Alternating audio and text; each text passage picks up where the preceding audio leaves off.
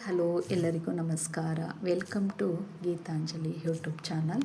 ನಾನಿವತ್ತು ತಿಳಿಸ್ತಿರುವಂಥದ್ದು ಸ್ವಾಭಿಮಾನಿ ರಾಷ್ಟ್ರ ನಿರ್ಮಾಣಕ್ಕೆ ಹೋರಾಡಿದಂತಹ ಛತ್ರಪತಿ ಶಿವಾಜಿ ಮಹಾರಾಜರು. ಹಿಂದೂಸ್ಥಾನವನ್ನು ಒಗ್ಗೂಡಿಸಲು ಬಹುವಾಗಿ ಶ್ರಮಿಸಿದವರು. ಕೊಂಕಣ ಭಾಗದಲ್ಲಿದ್ದ ಅನೇಕ ಕೋಟೆಗಳನ್ನು ಗೆದ್ದು ಕ್ರಮೇಣ ಇಡೀ ಪಶ್ಚಿಮ ಭಾರತವನ್ನು ತಮ್ಮ ಆಳ್ವಿಕೆಗೆ ತಂದವರು. ಶಿವಾಜಿಯ ಶೌರ್ಯ, ಸಾಹಸ, ರಾಷ್ಟ್ರಭಕ್ತ ಆಡಳಿತಗಾರರಿಗೆ ಎಂದೆಂದು ಪ್ರೇರಣಾದಾಯಿಯಾಗಿರುವಂಥವರು. ಛತ್ರಪತಿ ಶಿವಾಜಿ ಮಹಾರಾಜರ ಹೆಸರು ಭಾರತದ ಚರಿತ್ರೆಯಲ್ಲಿ ಅಗ್ರಪಂಕ್ತಿಯಲ್ಲಿ ನಿಲ್ಲುವಂಥದ್ದನ್ನ ನಾವಿಲ್ಲಿ ನೋಡ್ಬೋದು. ಈ ಶಿವಾಜಿಯ ಹೇಗೆ ಅವರು ಶೌರ್ಯ ಸಾಹಸವನ್ನು ಮೆರೆದ್ರು, ಅದಕ್ಕೆ ಬಹುಮುಖ್ಯವಾದ ಕಾರಣವಾಗಿ ನಾವು ಅವರ ಗುರುಗಳನ್ನು ನಾವಿಲ್ಲಿ ನೆನೆಸ್ಕೊಳ್ತಾ ಹೋಗಬೇಕು. ಅವರ ಗುರುಗಳು ಇನ್ನೇನೋ ಸಾವಿಗೆ ಹತ್ತಿರವಿದ್ದಂತಹ ಸಂದರ್ಭದಲ್ಲಿ ಶಿವಾಜಿಗೆ ಕೊನೆಯದಾಗಿ ಹೇಳಿದಂತಹ ಮಾತುಗಳು ಮತ್ತು ಅವರು ಯಾವ ರೀತಿ ನೀನು ನಡೆದುಕೊಳ್ಳಬೇಕು ಎಂಬುದಂತಹ ಮಾರ್ಗದರ್ಶನವನ್ನು ನೀಡುವುದನ್ನು ನಾವಿಲ್ಲಿ ನೋಡ್ಬೋದು. ಹಾಗಾಗಿ ಒಬ್ಬ ಶಿಷ್ಯ ಒಂದು ಉನ್ನತ ಸ್ಥಾನಕ್ಕೆ ಹೋಗಬೇಕಂತಂದರೆ ಗುರುಗಳ ಪಾತ್ರ ಕೂಡ ತುಂಬ ಬಹುಮುಖ್ಯವಾದಂತಹ ಪಾತ್ರವನ್ನು ವಹಿಸಿರುತ್ತೆ.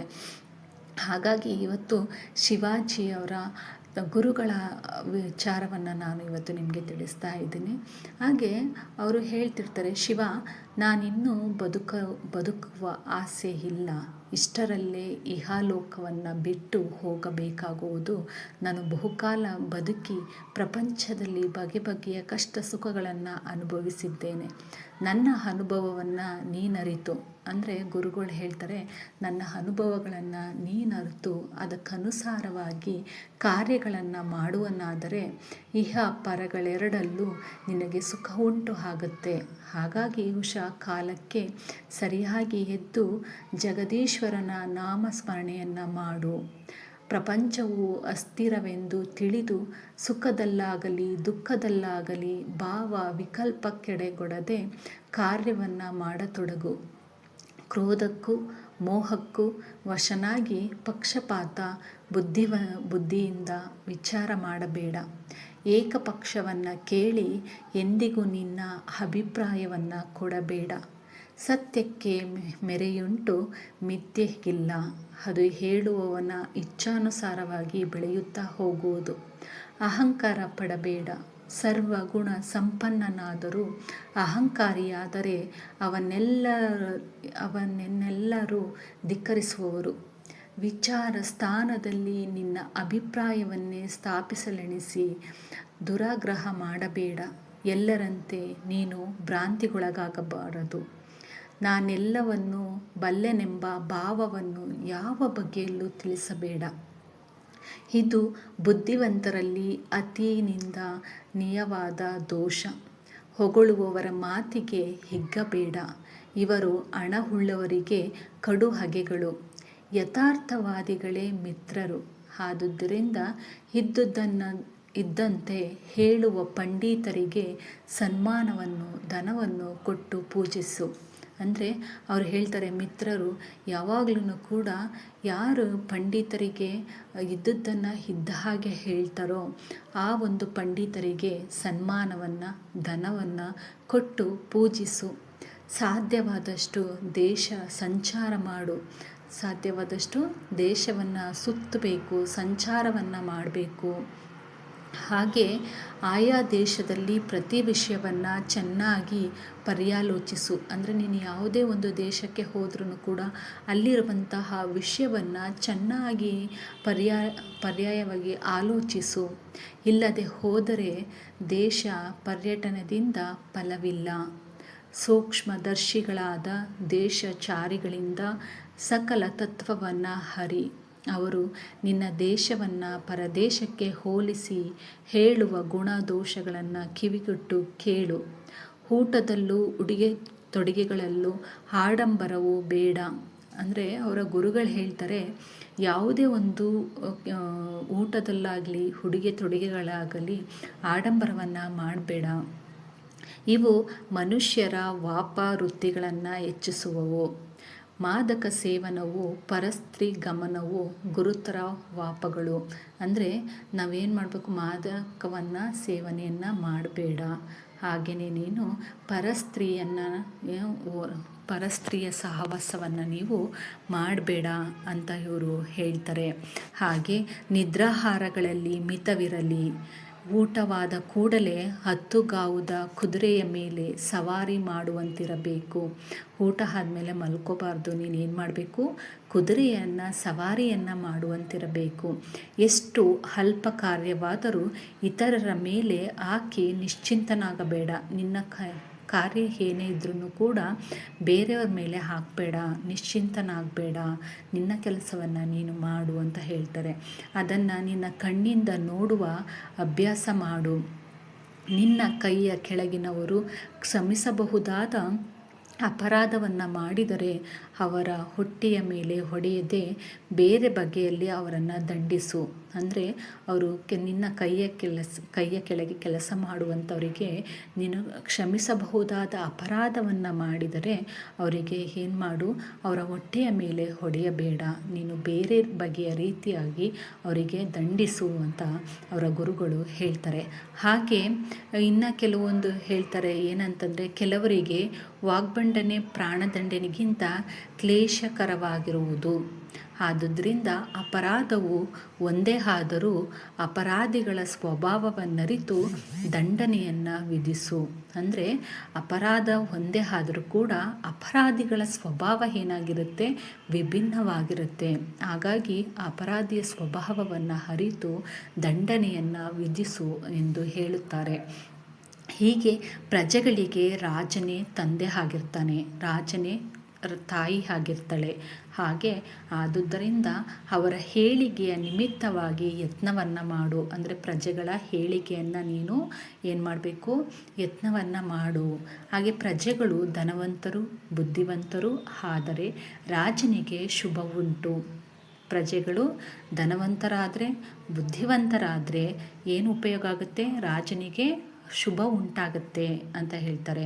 ಹಾಗೆ ಯಾವ ರಾಜನ ಪ್ರಜೆಗಳು ದರಿದ್ರರು ಮೂಢರು ಆಗಿರುವರೋ ಆ ರಾಜನಿಗೆ ರಾಜಪಾದವು ಸಲ್ಲದು. ಅಂದರೆ ಯಾವ ರಾಜನ ಪ್ರಜೆಗಳು ದರಿದ್ರರು ಮೂಢರು ಆಗಿದ್ದರೆ ರಾಜನಿಗೆ ಶ್ರೇಯಸ್ಸಲ್ಲ ಅಂತ ಹೇಳ್ತಾರೆ. ಹಾಗೆ ಆಯುವನ್ನರಿತು ವ್ಯಯ ಮಾಡಬೇಡ.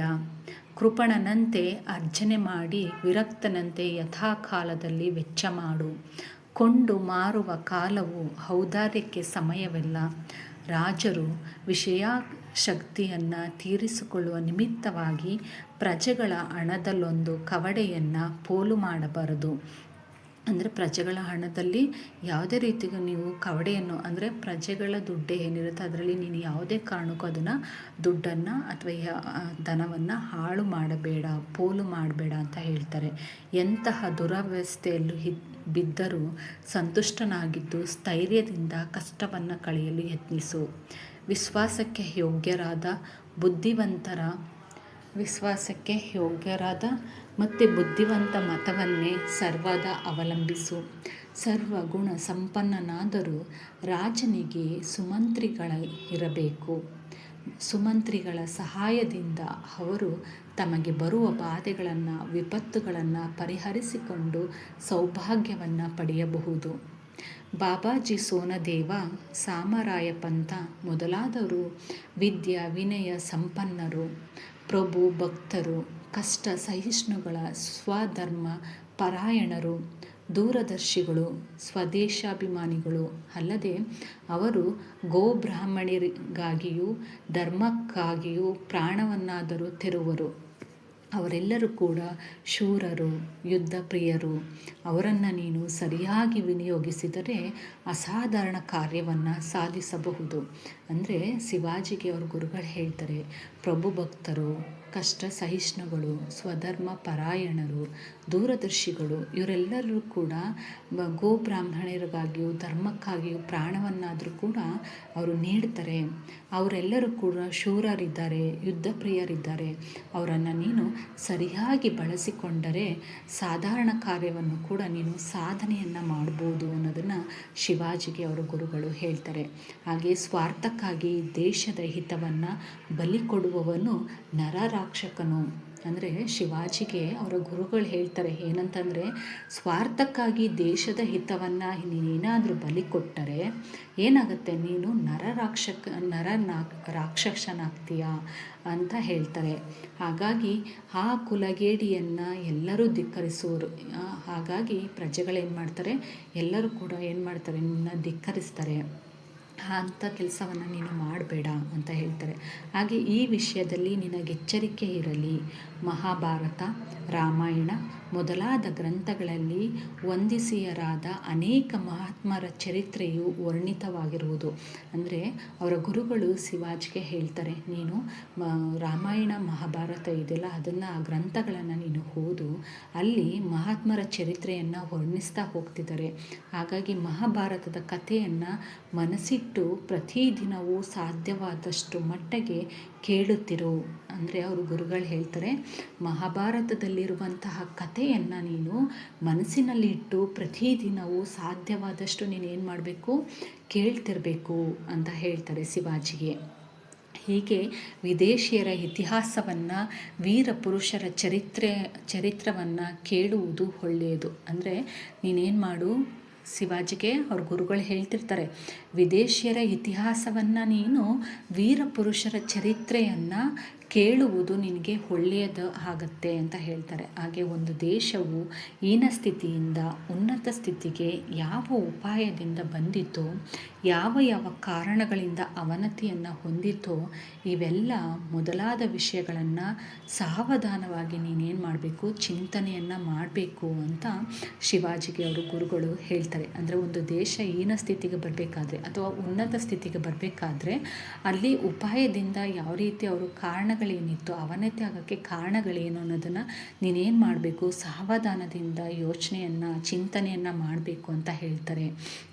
ಹಾಗೆ ಹಗೆಗಳು ಮುತ್ತಿದ ಸಮಯದಲ್ಲಿ ಮಹಾತ್ಮರು ಯಾವ ಉಪಾಯಗಳನ್ನು ಮಾಡಿ ವಿಪತ್ತನ್ನು ತೊಲಗಿಸಿಕೊಂಡರೂ, ಯಾವ ವಿಧವಾಗಿ ಸುಶಿಕ್ಷಿತ ಬಲದಿಂದ ಕೂಡಿದ ಸೇನಾಪತಿಗಳನ್ನು ಅಶಿಕ್ಷಿತವಾದ ತಮ್ಮ ಅಲ್ಪ ಸೇನೆಯಿಂದ ಜಯಿಸಿದರು ಇತ್ಯಾದಿ ವಿಷಯಗಳನ್ನು ವಿಶೇಷ ಶ್ರದ್ಧೆಯಿಂದ ಕೇಳಿ ತಿಳಿ. ಇತಿಹಾಸದಿಂದ ಮನುಷ್ಯರಿಗೆ ಲೋಕ ವ್ಯವಹಾರ ಜ್ಞಾನವು ಹುಟ್ಟುವುದು. ರಾಜನೀತಿಯಲ್ಲಿ ಪಂಡಿತರಾಗಲು ಇಚ್ಛಿಸುವವರು ಅವಶ್ಯವಾಗಿ ಇತಿಹಾಸವನ್ನು ಓದಬೇಕು. ಅವರ ಗುರುಗಳು ಹೇಳ್ತಾರೆ ಏನಂದರೆ, ಲೋಕ ವ್ಯವಹಾರ ಜ್ಞಾನವು ಹುಟ್ಟುವುದು, ರಾಜನೀತಿಯಲ್ಲಿ ಪಂಡಿತರಾಗಬೇಕಂದ್ರೆ ಇಚ್ಛಿಸುವವರು ಅವಶ್ಯವಾಗಿ ನೀವೇನು ಮಾಡಬೇಕು, ಇತಿಹಾಸವನ್ನು ಓದಬೇಕು ಅಂತ ಹೇಳ್ತಾರೆ. ಹಾಗೆ ಯೋಧರಾಗಲೆಣಿಸುವವರು ಇತಿಹಾಸವನ್ನು ತಿಳಿಯಬೇಕು. ಯಾರು ಯೋಧರಾಗಬೇಕು ಅಂತ ಅಂದ್ಕೊಂಡಿರ್ತೀರೋ ಅವರು ಇತಿಹಾಸವನ್ನು ತಿಳಿಬೇಕು ಅಂತ ಗುರುಗಳು ಶಿವಾಜಿಗೆ ಹೇಳ್ತಾರೆ. ಹಾಗೆ ಮಿಕ್ಕ ಮಾತೇನು, ಇತಿಹಾಸವೇ ದೃಷ್ಟಾಂತ ಸಹಿತವಾದ ಶಾಸ್ತ್ರವು. ತಂದೆ ತಾಯಿಗಳನ್ನು ಮನುಷ್ಯ ರೂಪದಲ್ಲಿರುವ ದೇವತೆಗಳೆಂದರೆ ಅವರ ಇಚ್ಛೆಗೆ ವಿರುದ್ಧವಾಗಿ ಮನಸ್ಸಿನಲ್ಲಿ ಯೋಚಿಸುವುದು ಪಾಪವು. ತಂದೆ ತಾಯಿಗಳನ್ನು ಮನುಷ್ಯ ರೂಪದಲ್ಲಿರುವಂತಹ ದೇವತೆಗಳಂತ ಕರಿತೀವಿ. ಅವರ ಇಚ್ಛೆಗೆ ನೀವು ವಿರುದ್ಧವಾಗಿ ಮನಸ್ಸಿಗೆ ತೋಚುವುದು ಪಾಪ ಅಂತ ಇವರು ಹೇಳ್ತಾರೆ. ಅವರ ಇಷ್ಟವನ್ನು ಮೀರಿ ನಡೆಯಬೇಡ. ಅಂದರೆ ತಂದೆ ತಾಯಿಗಳ ವಿರೋಧವನ್ನು ಮನಸ್ಸಿನಲ್ಲಿ ಇಟ್ಕೋಬೇಡ, ಅವರ ಇಷ್ಟದಂತೆ ಮೀರಿ ನಡೆಯಬೇಡ ಅಂತ ಹೇಳ್ತಾರೆ. ಯಾರಾದರೂ ಯಾವುದಾದರೂ ಒಂದು ಆಸೆಯಿಂದ ನಿನ್ನ ಹತ್ತಿರ ಬಂದರೆ ಒಂದೇ ಸಾರಿ ಅವರ ಆಸೆಯನ್ನು ಮುರಿಯಬೇಡ. ನೋಡಿ ಎಷ್ಟು ಚೆನ್ನಾಗಿ ಹೇಳ್ತಾರೆ ಅಂದರೆ, ಅವರ ಗುರುಗಳು, ಶಿವಾಜಿಯ ಗುರುಗಳು ಹೇಳ್ತಾರೆ, ಅವರು ನಿನ್ನ ಹತ್ರ ಬರಬೇಕಾದ್ರೆ ಒಂದು ಸಾರಿ ಅವರ ಆಸೆಯನ್ನು ಮುರಿಬೇಡ. ಅಂದರೆ ನಿನ್ನ ಹತ್ರ ಬರಬೇಕಾದ್ರೆ ಅವ್ರು ಏನು ಬಂದಿರ್ತಾರೆ, ಏನೋ ಒಂದು ಆಸೆಯನ್ನು ಇಟ್ಕೊಂಡು ಬಂದಿರ್ತಾರೆ. ಆ ಆಸೆಯನ್ನು ನೀನು ಏನು ಮಾಡಬಾರ್ದು, ಒಂದೇ ಸಾರಿ ಅವರ ಆಸೆಯನ್ನು ಮುರಿಯಬೇಡ ಅಂತ ಹೇಳ್ತಾರೆ. ಅವರ ಕೋರಿಕೆಯನ್ನು ತೀರಿಸಲಾಗದೆ ಹೋದರೆ ನಿನ್ನಿಂದ ಆಗುವುದಲ್ಲವೆಂದು ಒಳ್ಳೆಯ ಮಾತಿನಿಂದ ಹೇಳು. ಅಂದರೆ ಶಿವಾಜಿಗೆ ಅವರ ಗುರುಗಳು ಏನು ಹೇಳ್ಕೊಡ್ತಾರೆ ಅಂದರೆ, ನಿನ್ನ ಹತ್ರ ಒಬ್ಬ ಪ್ರಜೆ ಅಥವಾ ಯಾರೇ ಆದ್ರೂ ಬಂದರೆ ಅವರು ಒಂದು ಆಸೆಯನ್ನು ಇಟ್ಕೊಂಡು ಬಂದಿರ್ತಾರೆ, ನಿನ್ನಿಂದ ಆಗುತ್ತೆ ಅನ್ನೋ ಆಸೆಯನ್ನು ಇಟ್ಕೊಂಡು ಬಂದಿರ್ತಾರೆ. ಆದರೆ ನೀನೇನು ಮಾಡಬೇಕು, ಅವರ ಆಸೆಯನ್ನು ಒಂದೇ ಸಾರಿಗೆ ಮುರಿಯಬೇಡ. ಅವರ ಕೋರಿಕೆ ಏನು ಎಂದು ತಿಳಿದುಕೊಂಡು ನೀನೇನು ಮಾಡಬೇಕು, ಅವರಿಗೆ ಆದರೆ ಒಳ್ಳೆಯದಾದರೆ ಆಗುತ್ತೆ ಅಂತ ಹೇಳಬೇಕು. ಆಗಲಿಲ್ಲ ಅಂದರೆ ಒಳ್ಳೆಯ ಮಾತಿನಿಂದ ಹೇಳು ಅವರಿಗೆ ಆಗುವುದಿಲ್ಲ ಅಂತ ಹೇಳ್ತಾರೆ. ಹೀಗೆ ಕನಸಿನಲ್ಲೂ ಯಾರಿಗೂ ಕಟು ಭಾಷೆಯನ್ನು ಆಡಬೇಡ. ಅಂದರೆ ನೀನು ಕನಸಿನಲ್ಲೂ ಕೂಡ ಯಾರಿಗೂ ಕೂಡ ನೀನು ಕಟುವಾಗಿ ಮಾತನಾಡಬೇಡ, ಭಾಷೆಯನ್ನು ಆಡಬೇಡ ಅಂತ ಶಿವಾಜಿಗೆ ಅವರ ಗುರುಗಳು ಹೇಳ್ತಾರೆ. ಹಾಗೆ ಶತ್ರುವನ್ನು ಸಂಹಾರ ಮಾಡುವಾಗಲೂ ಒಳ್ಳೆಯ ಮಾತನಾಡು. ಅಂದರೆ ಶತ್ರು ನಮಗೆ ಏನಿದ್ದಂಗೆ ನಮ್ಮ ಯಶಸ್ಸನ್ನು ಸಾಧಿಸುವುದಕ್ಕೋಸ್ಕರ ಶತ್ರು ಇರಲೇಬೇಕು ಅಂತ ನಾವು ಯೋಚನೆಯನ್ನು ಮಾಡ್ತೀವಿ. ಶತ್ರು ಇದ್ದರೆ ನಾವು ಯಶಸ್ಸನ್ನು ಕಾಣೋದಕ್ಕೆ ಹೆಚ್ಚು ನಾವು ಪ್ರಯತ್ನವನ್ನು ಮಾಡ್ತೀವಿ. ಹಾಗಾಗಿ ಅವ್ರು ಹೇಳ್ತಾರೆ, ಶತ್ರುವನ್ನು ಸಂಹಾರ ಮಾಡುವಾಗ ಒಳ್ಳೆ ಮಾತನಾಡು ಅಂತ ಗುರುಗಳು ಹೇಳ್ಕೊಡ್ತಾರೆ. ಯುದ್ಧದಲ್ಲಿ ಸತ್ತವರ ಹೆಂಡತಿ ಮಕ್ಕಳನ್ನು ಸಲಹು. ಅಂದರೆ ಯುದ್ಧವನ್ನು ಮಾಡ್ತಿರುವಂತಹ ಯೋಧರು ಸತ್ತ ನಂತರ ಅವರ ಕುಟುಂಬಗಳನ್ನು, ಅವರ ಹೆಂಡತಿ ಮಕ್ಕಳನ್ನು ನೀನೇನು ಮಾಡಬೇಕು, ನೋಡ್ಕೋಬೇಕು, ಸಲಹೆಯನ್ನು ಮಾಡಬೇಕು ಅಂತ ಹೇಳ್ತಾರೆ. ಇದರಿಂದ ಸೈನಿಕರಿಗೆ ಪ್ರಭುವಿನಲ್ಲಿ ಭಕ್ತಿ ಹೆಚ್ಚುತ್ತೆ. ನೀನು ಯಾವಾಗ ಯೋಧರನ್ನು ನೀನು ಯುದ್ಧದಲ್ಲಿ ಸತ್ತಂತಹ ಅವರ ಹೆಂಡತಿ ಮಕ್ಕಳನ್ನು ಸಲಹಿದ್ರೆ ನಿನಗೆ ಸೈನಿಕರು ಏನು ಮಾಡ್ತಾರೆ, ಪ್ರಭುವಿನಲ್ಲಿ ಭಕ್ತಿಯನ್ನು ಅವ್ರು ಏನು ಮಾಡ್ತಾರೆ, ಹೆಚ್ಚು ಮಾಡ್ಕೊಳ್ತಾರೆ ಅಂತ ಹೇಳ್ತಾರೆ. ಹೀಗೆ ದೇಶ ವಿದೇಶಗಳಲ್ಲಿ ಮುಖ್ಯರಾಗುವವರ ಅಭಿಪ್ರಾಯಗಳನ್ನು, ಸಾಧಾರಣ ಜನರ ಅಭಿಪ್ರಾಯಗಳನ್ನು ಚಾರರ ಮೂಲಕವಾಗಿ ತಿಳಿ. ಅಂದರೆ ದೇಶ ವಿದೇಶಗಳಲ್ಲಿ ಏನು ಮಾಡಬೇಕು, ಮುಖ್ಯರಾಗಿರುವವರ ಅಭಿಪ್ರಾಯಗಳನ್ನು ತಿಳ್ಕೋಬೇಕು. ಹಾಗೆ ಸಾಧಾರಣ ಜನರ ಅಭಿಪ್ರಾಯಗಳನ್ನು ಕೂಡ ನೀನೇನು ಮಾಡಬೇಕು, ತಿಳ್ಕೋಬೇಕು ಅನ್ನೋದನ್ನು ಅವರ ಶಿವಾಜಿಯ ಗುರುಗಳು ಹೇಳ್ತಾ ಹೋಗ್ತಾರೆ. ತಕ್ಕ ಸಮಯಗಳಲ್ಲಿ ನೀನು ಗುಪ್ತವಾಗಿ ಜನಗಳ ರೀತಿ, ಅಂದರೆ ತಕ್ಕ ಸಮಯಗಳಲ್ಲಿ ನೀನು ಗುಪ್ತವಾಗಿ ಜನಗಳ ರೀತಿ ನೀತಿಗಳನ್ನು ತಿಳಿಯಲು ಯತ್ನಿಸು. ಅಂದರೆ ಸಮಯ ಬಂದಾಗ ಗುಪ್ತವಾಗಿ ಜನಗಳಿಗೆ ಗೊತ್ತಾಗದಿರೋ ಹಾಗೆ ರೀತಿ ನೀತಿಗಳನ್ನು ನೀನೇನು ಮಾಡು, ತಿಳಿಯುವಂತಹ ಪ್ರಯತ್ನವನ್ನು ಮಾಡು ಅಂತ ಹೇಳ್ತಾರೆ. ಹಾಗೆ ಹಗೆಗಳನ್ನು ಗೆದ್ದ ಬಳಿಕ ನೋಯಿಸಬೇಡ. ಗಾಯವಿಟ್ಟ ಶತ್ರುಗಳನ್ನು ಔಷಧ ಪದ್ಯ ಶುಶ್ರೂಷೆಗಳಿಂದ ಆರೈಕೆ ಮಾಡಿಸಿ ಗುಣವಾದ ಮೇಲೆ ಅದರಿಂದ ಕಳುಹಿಸಿಕೊಡು. ಅಂದರೆ ಅವರು ನೋಯಿಸಬೇಡ ಅಂತ ಹೇಳ್ತಾರೆ. ಹಗೆಗಳನ್ನು ಗೆದ್ದ ಬಳಿಕ ಶತ್ರುಗಳನ್ನು ನೀನೇನು ಮಾಡು, ಹಾಗೆ ಬಿಡಬೇಡ. ಅವ್ರನ್ನೇನು ಮಾಡು, ಔಷಧವನ್ನು ಕೊಡಿಸಿ ಅವರು ಗುಣಮುಖ ಆದಮೇಲೆ ಅವರನ್ನು ಕಳಿಸಿಕೊಡು ಎಂದು ಹೇಳ್ತಾರೆ. ನಾನು 25-30 ವರ್ಷಗಳ ಕಾಲ ಕೆಲಸ ಮಾಡಿದೆನು. ಈ ದೀರ್ಘಕಾಲದಲ್ಲಿ ಮಾವಳಿಗಳ ನಡತೆ ನನಗೆ ಬಹು ಸಂತೋಷವನ್ನು ಉಂಟು ಮಾಡಿರುವುದು. ಅವರು ನಿಷ್ಕಪಟಗಳು, ಸತ್ಯವಾದಿಗಳು, ಪ್ರಭು ಭಕ್ತರು, ಪರಿಶ್ರಮಿಗಳು, ಕ್ಲೇಶ ಸಹಿಷ್ಣುಗಳು, ಇಂತಹ ಗುಣ ಸಂಪನ್ನರಾದರು. ಅವರು ಜಮೀನ್ದಾರರ ವೇದೆಯಿಂದ ತಿನ್ನುವುದಕ್ಕನ್ನವಿಲ್ಲದೆಯೂ ಒದೆಯುವುದಕ್ಕೆ ಬಟ್ಟೆಯಿಲ್ಲದೆಯೂ, ಅಂದರೆ ಹೊದ್ಕೊಳ್ಳೋದಕ್ಕೆ ಬಟ್ಟವಿಲ್ಲದೆಯೂ ಶ್ರಮ ಪಡುತ್ತಿರುವವರು. ಬಡತನದ ದೆಸೆಯಿಂದ ಅವರು ಕಾಡುಗಳಲ್ಲಿ ಬೆಟ್ಟ ಗುಡ್ಡಗಳಲ್ಲಿ ಅಲೆಯುತ್ತಿರುವವರು. ಸೈನಿಕ ಕಾರ್ಯಕ್ಕೆ ಅವರು ತಕ್ಕವರು. ಒಡೆಯನಿಗಾಗಿ ತಲೆಯನ್ನು ತೆರುವವರು. ಒಡೆಯನಿಗಾಗಿ ಏನು ಮಾಡ್ತಾರೆ, ಅವರು ತಲೆಯನ್ನು ಕೊಡೋದಕ್ಕೂ ಸಿದ್ಧರಾಗಿರ್ತಾರೆ. ಎಂದಿಗೂ ದ್ರೋಹವನ್ನು ಅವರು ಮಾಡಲ್ಲ. ಅವರನ್ನು ನೀನು ಪ್ರೀತಿಯಿಂದ ಪಾಲಿಸು. ಅವರಿಂದ ನೀನು ಅನೇಕ ಕಾರ್ಯಗಳನ್ನು ಸಾಧಿಸಬಹುದು. ಇನ್ನು ಹೇಳಿತಕ್ಕದ್ದೇನಿದೆ, ದೇಶ ಕಾಲ ಪಾತ್ರಗಳನ್ನರಿತು ಕಾರ್ಯಗಳನ್ನು ಮಾಡು. ಧರ್ಮ ಮಾರ್ಗವನ್ನು ಬಿಡದಿರು. ಅಂದರೆ ಧರ್ಮ ಮಾರ್ಗವನ್ನು ನೀನು ಯಾವುದೇ ಕಾರಣಕ್ಕೂ ಬಿಡದಿರು ಅಂತ ಹೇಳ್ತಾರೆ. ಯಾವ ಜಾತಿಯವರೇ ಆಗಲಿ ಪ್ರಜೆಗಳನ್ನು ಮಕ್ಕಳಂತೆ ಸಲಹು. ಅಂದರೆ ಇಲ್ಲಿ ಜಾತಿ ಧರ್ಮಗಳನ್ನು ನೀನು ನೋಡೋಕ್ಕೆ ಹೋಗ್ಬೇಡ. ಯಾವುದೇ ಜಾತಿ ಆದವರು ಕೂಡ ಪ್ರಜೆಗಳನ್ನು ನೀನೇನು ಮಾಡಬೇಕು, ಮಕ್ಕಳಂತೆ ಕಾಣಬೇಕು ಅಂತ ಶಿವಾಜಿಯ ಗುರುಗಳು ಶಿವಾಜಿಗೆ ಹೇಳ್ತಾರೆ. ರಾಜನು ಧರ್ಮ ಸ್ವರೂಪನು ಆದುದರಿಂದ ಪ್ರಜೆಗಳ ಧರ್ಮಕ್ಕೆ ವಿಘ್ನವನ್ನು ತರಬೇಡ. ಪ್ರಜೆಗಳ ಧರ್ಮಕ್ಕೆ ನೀನೇನು ಮಾಡಬೇಡ, ವಿಘ್ನವನ್ನು ತರಬೇಡ. ದ್ರವ್ಯವನ್ನು ಜೋಕಿಯಾಗಿ ಪಾಲಿಸು. ಕೆಟ್ಟವರ ಸಹವಾಸವನ್ನು ಮಾಡದಿರು. ನೀನು ಕೆಟ್ಟವರ ಸಹವಾಸವನ್ನು ಮಾಡದಿರು. ಯಾವ ಕಾರ್ಯವನ್ನು ಮಾಡಬೇಕೆಂದು ನೀನು ಪ್ರತಿಜ್ಞೆ ಮಾಡಿದ್ದೀಯೋ ಅದಕ್ಕಿಂತ ಶ್ರೇಷ್ಠವಾದ ಕಾರ್ಯವಿನ್ನಿಲ್ಲ. ಅಂದರೆ ನೀನು ಪ್ರತಿಜ್ಞೆ ಮಾಡಿದೆಯೋ ಅದಕ್ಕಿಂತ ಶ್ರೇಷ್ಠವಾದ ಕಾರ್ಯ ಬೇರೆ ಯಾವುದೂ ಇಲ್ಲ ಅಂತ ಹೇಳ್ತಾರೆ. ಹಾಗೆ ಗೋ ಬ್ರಾಹ್ಮಣ ರಕ್ಷಣೆಗೂ ದೇಶ ಕ್ಷೇಮಕ್ಕೂ ಸ್ವಾರ್ಥ ತ್ಯಾಗವನ್ನು ಮಾಡುವುದಕ್ಕಿಂತ ಉತ್ತಮವಾದ ಸನ್ಯಾಸವು ಬೇರೆ ಇಲ್ಲ. ಸ್ವಧರ್ಮದ ಉದ್ಧಾರಕ್ಕಾಗಿ ನೀನು ಅವಲಂಬಿಸಿರುವ ಉತ್ಕಟ ದಾರಿದ್ರ್ಯಕ್ಕಿಂತ ಘೋರವಾದ ತಪಸ್ಸಿಲ್ಲ.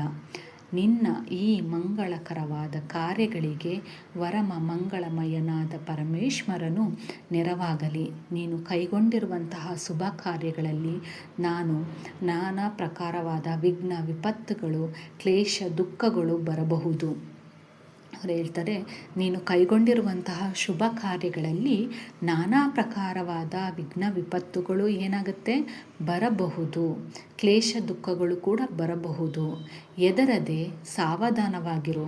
ಅದು ಯಾವುದಕ್ಕೂ ಕೂಡ ನೀನು ಹೆದರ್ಕೋಬೇಡ, ಸಾವಧಾನವಾಗಿರು, ಸಮಾಧಾನವಾಗಿರು. ಅಂತಹ ಪರೀಕ್ಷೆಯ ಕಾಲಗಳಲ್ಲಿ ಧೈರ್ಯಗೆಡಬೇಡ. ಅಂದರೆ ಅಂತಹ ಸಂದರ್ಭದಲ್ಲಿ ನೀನೇನು ಮಾಡಬೇಡ, ಧೈರ್ಯಗೆಡಬೇಡ. ಭಗವಂತನಲ್ಲಿ ಚಿತ್ತವಿಡು. ಅವನ ಕೃಪೆಯಿಂದ ಸಕಲ ಬಾಧೆಗಳು ವಿಪತ್ತುಗಳು ತೊಲಗುವವು. ಮಾಡುವ ಕಾರ್ಯಗಳನ್ನು ಕರ್ತವ್ಯವೆಂದೆಣಿಸಿ ಮಾಡು. ಅಂದರೆ ನೀನು ಮಾಡುವಂತಹ ಕೆಲಸಗಳನ್ನು ನೀನೇನು ಮಾಡಬೇಕು, ಕರ್ತವ್ಯ ಎಂದು ನೀನು ಮಾಡ್ತಾ ಹೋಗು.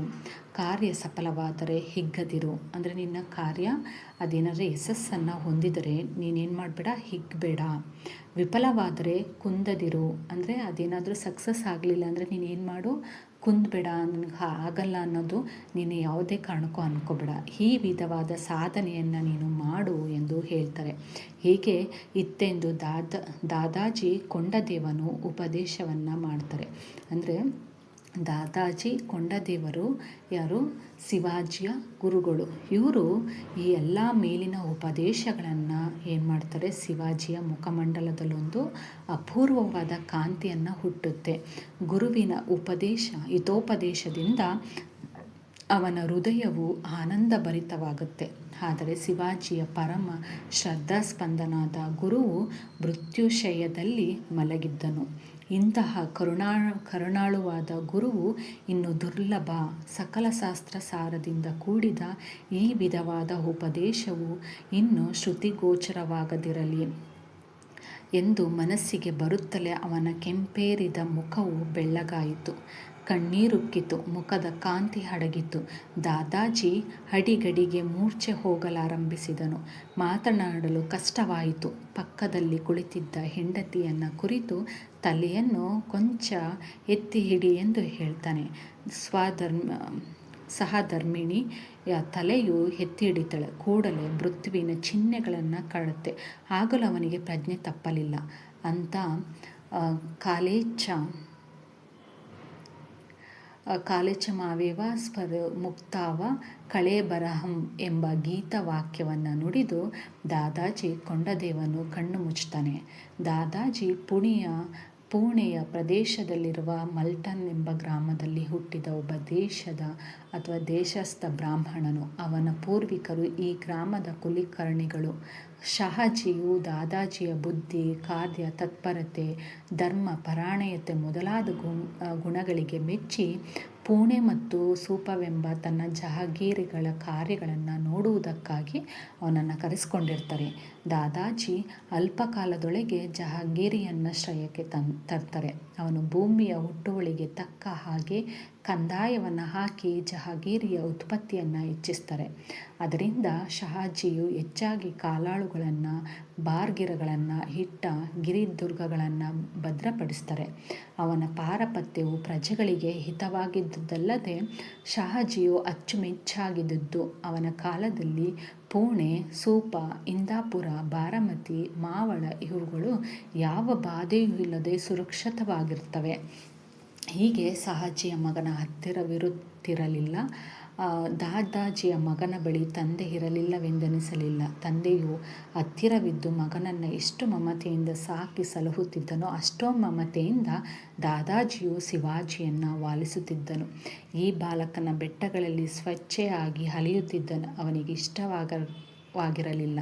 ಆದರೂ ಅದರಿಂದ ಆ ವೀರ ಬಾಲಕನಲ್ಲಿ ಅವನಿಗಿದ್ದ ಪ್ರೀತಿಯ ಲೇಶವಾದರೂ ಕಡಿಮೆ ಆಗಲಿಲ್ಲ. ಶಿಷ್ಯನು ಸ್ವರಾಜ್ಯವನ್ನು ಕಟ್ಟಲು ಮಾಡುತ್ತಿದ್ದಂತಹ ಆಲೋಚನೆಗಳೆಲ್ಲವನ್ನ ಹುಡುಕಾಟವೆಂದು ದಾದಾಜಿಯು